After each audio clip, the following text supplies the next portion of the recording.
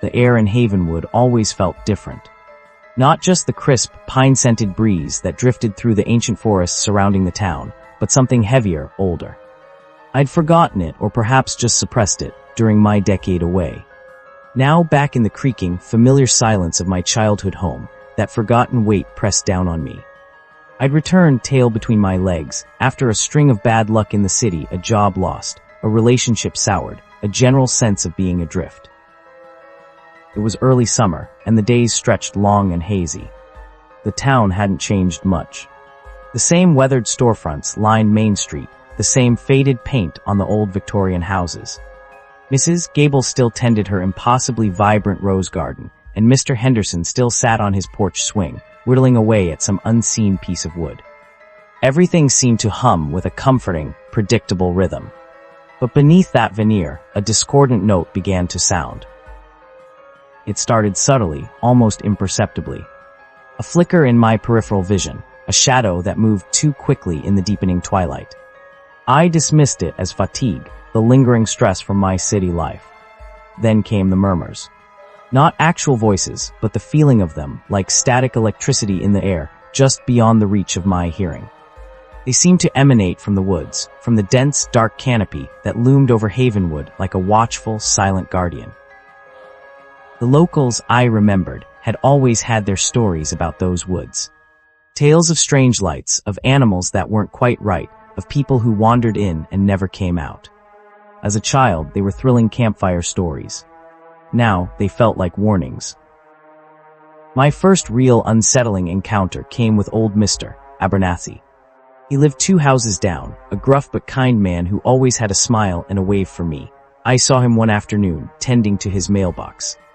I called out a greeting, and he turned, his usual warm smile replaced by something flat, almost vacant. His eyes, usually a lively blue, seemed to hold a depth I'd never noticed, a stillness that was profoundly unnatural.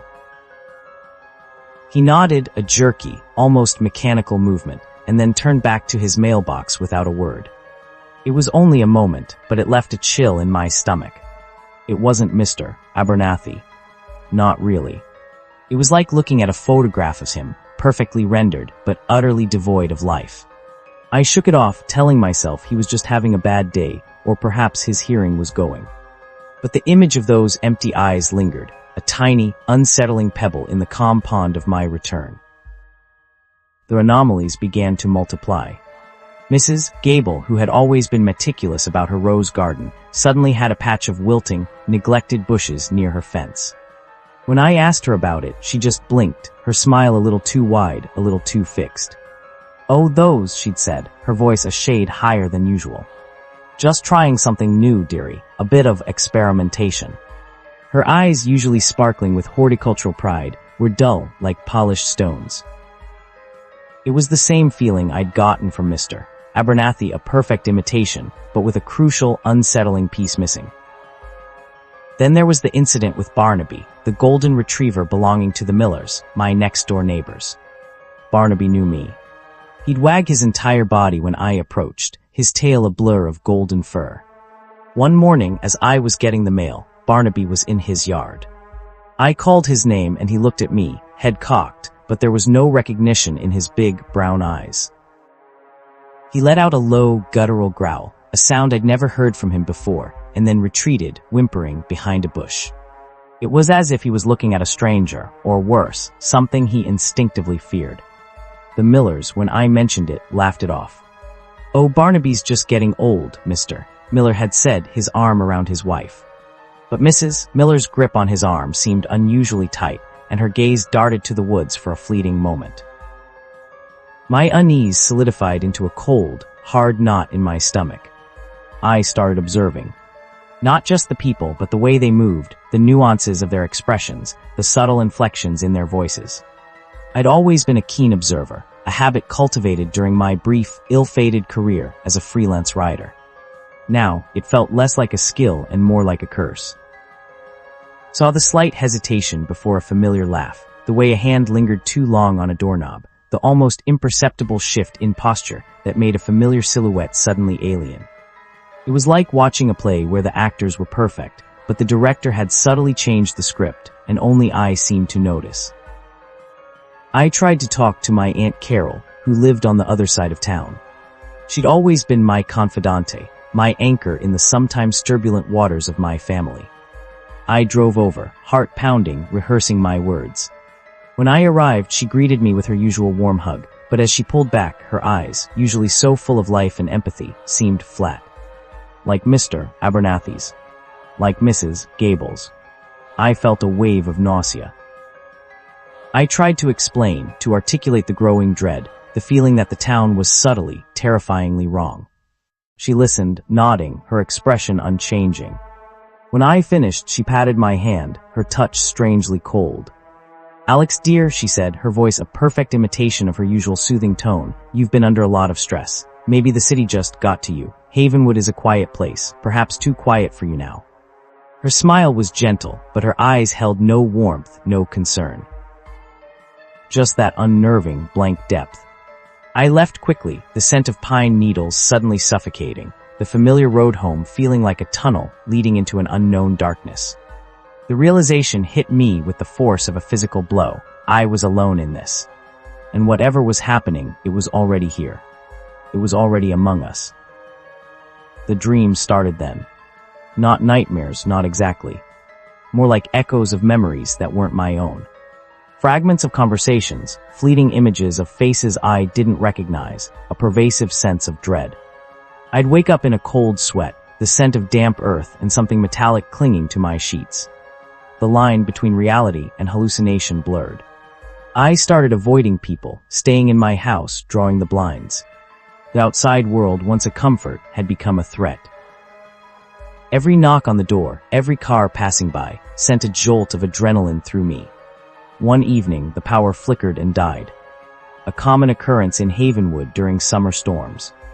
I lit candles, the dancing flames casting long, distorted shadows on the walls.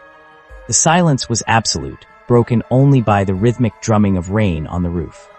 Then, a sound from outside. A soft, wet thud, followed by a dragging noise. I froze, straining to hear over the pounding of my heart. It sounded like something heavy being pulled across the wet grass.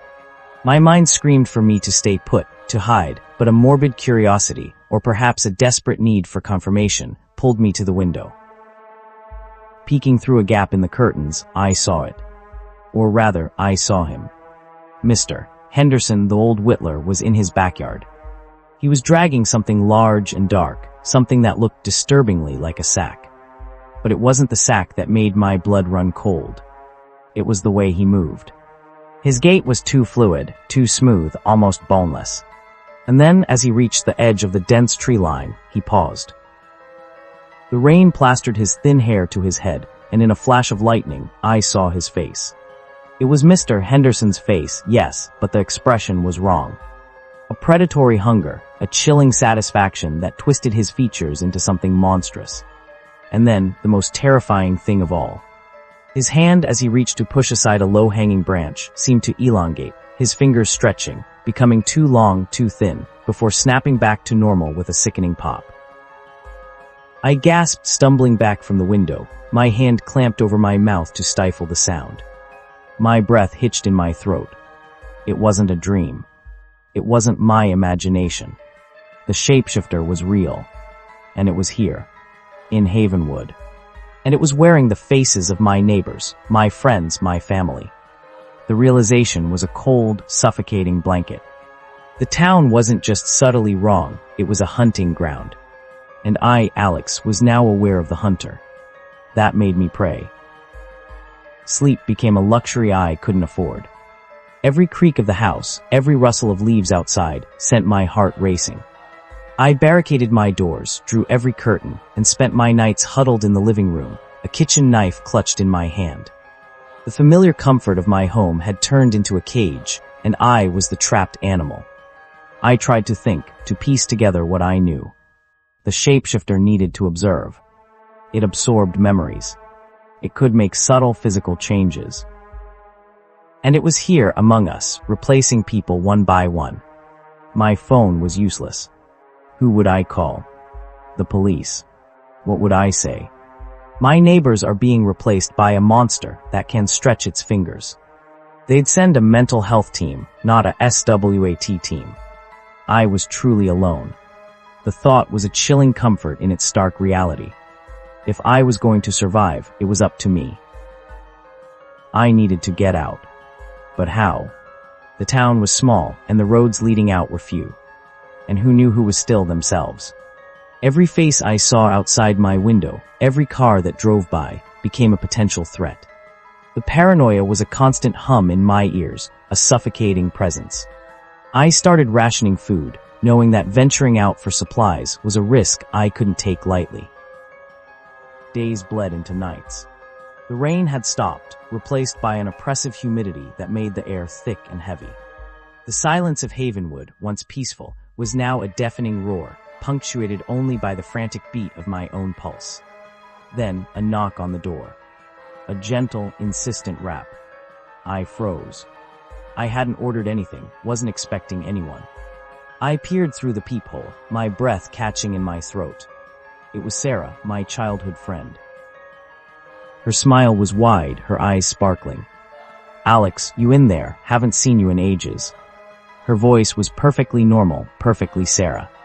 But I remembered the conversation with Aunt Carol, the subtle wrongness. And Barnaby's growl. My hand tightened on the knife. "I'm not feeling well, Sarah," I called out, my voice raspy. "Just trying to rest." Her smile didn't falter. "Oh, that's a shame. I just baked some of your favorite cookies. Thought you might like some company." She held up a plate, a perfect circle of chocolate chip cookies. My stomach rumbled, but a cold dread washed over me.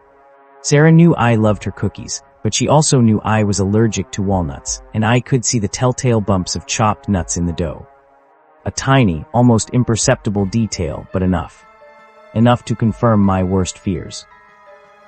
"No, really, I'm fine," I said, trying to keep my voice steady. "Thanks, though." Her smile tightened just a fraction. Her eyes, still sparkling, seemed to hold a new, unsettling glint. "Are you sure, Alex? It's not like you to turn down my cookies." The playful tone was still there, but beneath it, I heard a subtle shift, a predatory edge. "I could just leave them on the porch for you." "No." I almost shouted, then quickly lowered my voice. "No, don't worry about it. I'll catch you later." There was a long silence. I could feel her presence on the other side of the door, a heavy, waiting stillness. Then a soft sigh. "All right, Alex, if you say so." I heard her footsteps retreat, the gentle clinking of the plate. I waited, heart hammering, for what felt like an eternity. When I finally dared to look through the peephole again, the porch was empty. But on the doormat, nestled perfectly, was a single, perfectly formed chocolate chip cookie. And beside it, a small, dark smear on the wood. Not dirt. It looked like a fingerprint. But it was too long. Too thin. My blood ran cold. It had been testing me. And I had failed. It knew I knew. The next few days were a blur of terror and exhaustion. I moved through my house like a ghost, every shadow a potential threat, every sound a harbinger of doom. The cookie on the doormat was a constant, chilling reminder. I didn't touch it. It sat there, a perfect, innocent-looking trap, until a sudden downpour washed it away. But the smear, the elongated fingerprint, remained, a dark stain on the wood, a mark of its presence. I knew I couldn't stay holed up forever. The food was running low, and the isolation was starting to fray the edges of my sanity. I needed a plan. I remembered the old folklore, the murmurs about the woods. There was a story, a half-forgotten tale my grandmother used to tell, about a certain type of moss that grew only in the deepest parts of the forest, near the old, abandoned mill. It was said to ward off evil, to reveal what was hidden. A desperate, irrational hope flickered within me. The mill. It was a crumbling relic, long abandoned, its rusted machinery silent, its windows like vacant eyes staring out at the encroaching forest.